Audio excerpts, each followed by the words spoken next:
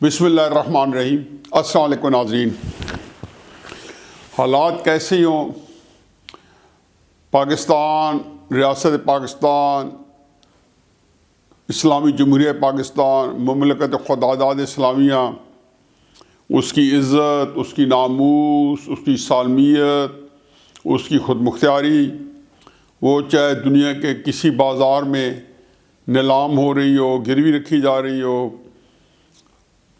मुल्क के अंदर जो है वो जो लोग इक़्तिदार में हैं उनका इशू ये नहीं है।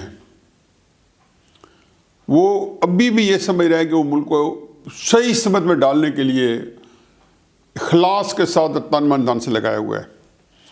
बिल आखिर वो मनी बिल जिसका 400 चर्चा था, जिसमें तकरीबन 380 अरब रुपए के इजाफी टैक्सेस लगा दिए गए हैं और जादूगरी से बताया गया है कि किस तरीके से ये इकॉनमी को रेगुलाइज किया गया है। असर तो ये हुआ कि अभी वो असम्बली में है और बिजली की कीमत जो है, पेट्रोल की कीमत जो है वो बढ़ा दी गई है 4.5 रुपये। मज़ीद बढ़ेगी और बिजली भी बढ़ेगी, आज नहीं तो कल आ जाएगा उसके बारे में भी, और कोई एहसास नहीं है कि किधर जा रहा है। मुझे हैरत भी नहीं होती, बल्कि अब मुझे यकीन जानो कि एक इसके अंदर मुझे क्या कहना चाहिए कि मुझे मज़ा तो ज़ाहिर नहीं कह सकते, लेकिन कोई अजीब व गरीब सूरत हाल है कि किस तरीके से हमारे अरबाब इक़्तिदार, जब अरबाब इक़्तिदार कहता हूँ तो दो हिस्से हैं।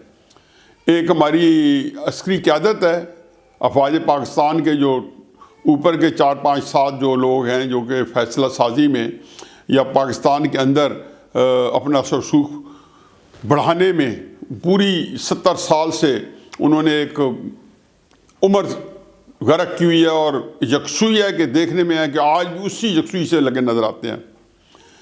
और दूसरी तरफ हमारी हुकूमत है, वो भी इक़्तिदार में है, इमरान खान साहब। अब ये दो जो है इनकी आपस की ये जो कशमकश है वो भी अब लोगों के सामने आई हुई है। पाकिस्तान के लिए भी इनकी प्रायोरिटीज़ जो हैं उनमें थोड़ी बहुत फ़र्क है। कुछ चीज़ें वो मनवाते हैं तो उसके साथ इमरान खान साहब अपनी लफ कर देते हैं कि ये भी मनवा दें, मुझे नैब के कवानीन मनवा दें तो मैं मनी बिल कर देता हूँ। जो वो नैब के कवानीन मानते हैं तो कहते हैं इस साल मनी बिल कर दें। उनका ख्याल है कि मनी बिल के बाद हम उस तरह से फारिग हो जाएंगे, पैसे हमें मिल जाएंगे 8-10 बिलियन डॉलर जो है मुख्तलिफ फिर इदारों से, फिर इमरान खान से हम खुल खेलेंगे।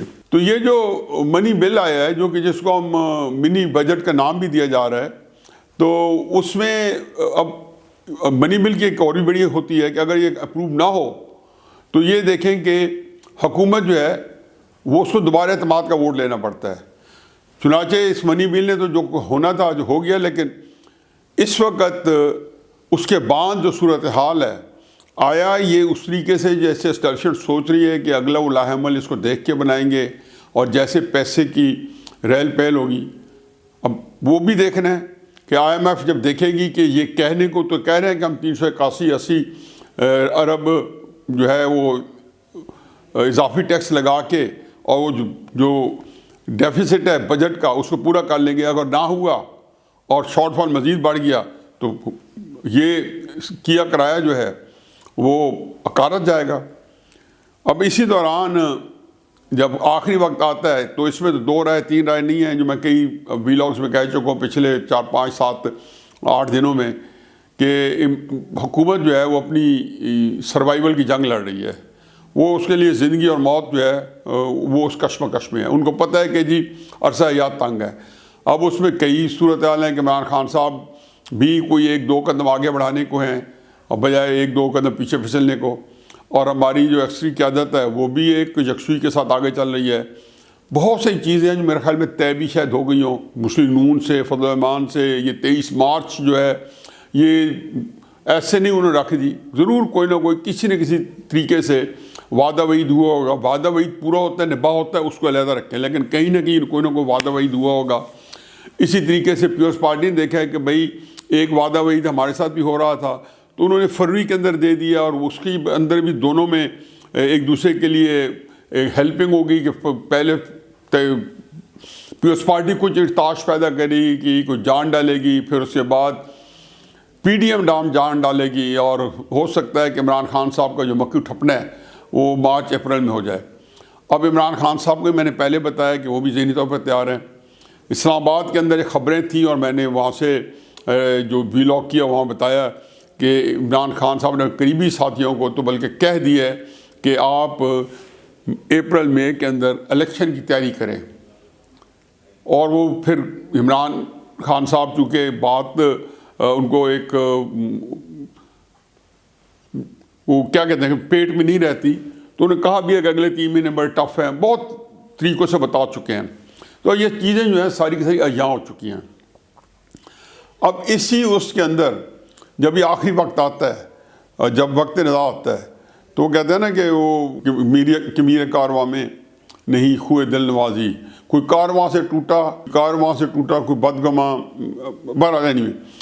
تو اس میں جس کو کہنا چاہیے کہ عمران خان صاحب جو ہے وہ ان کے جو اپنی پارٹی ہے اس وقت اس کے اندر بڑی دراڑیں ہیں۔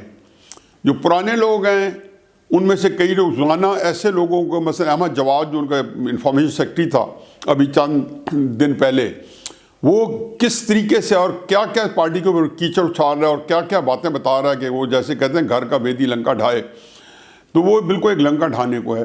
اسی طریقے سے جو لوگ ابھی نہیں بول رہے، میری جن سے ملاقات ہوئی ہے ان کے اندر ایک ہے شکایت ہے، اور عام نہیں ہے۔ اس وقت تحریک انصاف کے بندوں کو آپ انڈیویجلی ملیں گے کسی سطح پہ، کسی لیول کے، چاہے وہ عمران خان صاحب کے قریب کی جو جس کو کہنا چاہیے کہ قریب ترین حلقہ اس سے لے کے اور کسی سطح پہ دیکھیں، ایک چیز سب میں نظر آئے گی، اور وہ ہے اکتاہٹ، غیر اطمینان، ڈسکنٹینٹمنٹ، ڈسسیٹسفیکشن، کرٹیسائز کرنا اپنے لیڈر پہ۔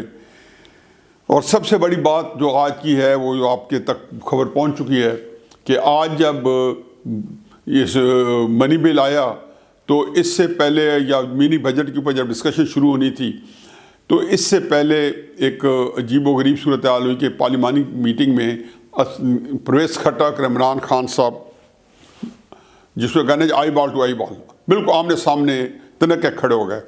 پرویز خٹک صاحب نے کہا تھا کہ آئندہ ہم آپ کو ووٹ نہیں دیں گے، اور جو آپ نے کے پی کے ساتھ زیادتی کی ہیں، اور ہم گیس پیدا کرتے ہیں، ہم بجلی پیدا کر رہے ہیں اور ہمیں اس سے محروم رکھا جا رہا ہے، کے پی کے اندر وہ مہنگائی ہے کہ ہمیں سمجھ نہیں آتی کہ کے پی سے آپ بدلہ لے رہے ہیں اور کس بات کا لے رہے ہیں۔ عمران خان صاحب نے کہا کہ اچھا پھر یہ بات ہے تو پھر میں کسی اور کو لیڈر چن لیں، اور عمران خان صاحب اٹھ کے جانے لگے تو وہاں مراد سعید، علی زیدی، 2-3 اور وزیروں نے، حماد اظہر صاحب نے عمران خان صاحب کو بٹھایا۔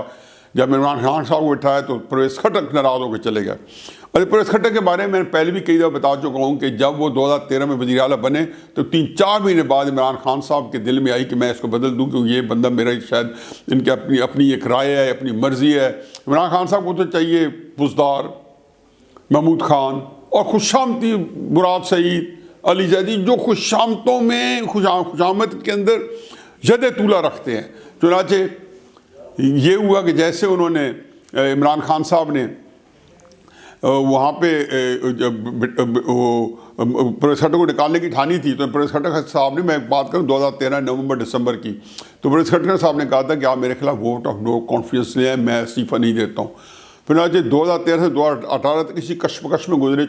یہی وجہ ہے کہ جب وہ 2018 میں سویپ کیا تو پرویز خٹک کو کسی طور پہ لینے پر تیار نہیں تھا، حالانکہ اسٹیبلشمنٹ نے بہت زور لگایا کہ آپ اس کی وجہ سے وہاں جیتے ہیں، پرویز خٹک کی وجہ سے آپ کو بڑی وہاں پہ ایک پذیرائی ملی ہے۔ عمران خان صاحب نے کہا میں پرویز خٹک کو نہیں لوں گا۔ تو ان کے اندر ایک تناؤ، کھچاؤ اور اس کی اور بھی کئی ہے جو غیر ضروری چیزیں ہیں، لیکن میں تفصیل جانتا ہوں، بے پناہ تھا۔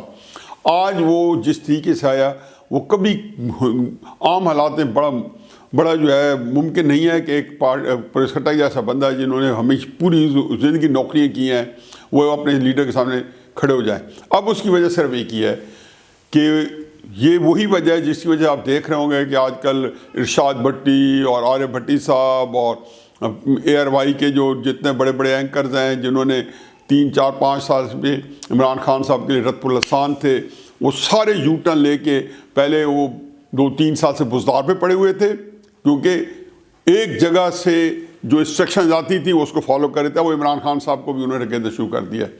यही चीज़ परवेज़ खट्टक साहब में आई है कि वो लोग जो एस्टेब्लिशमेंट के हैं या एस्टेब्लिशमेंट की वजह से हैं, उनके कुछ आप मिलेंगे तो इस वक्त इमरान खान साहब सख्त नाराज़ हैं।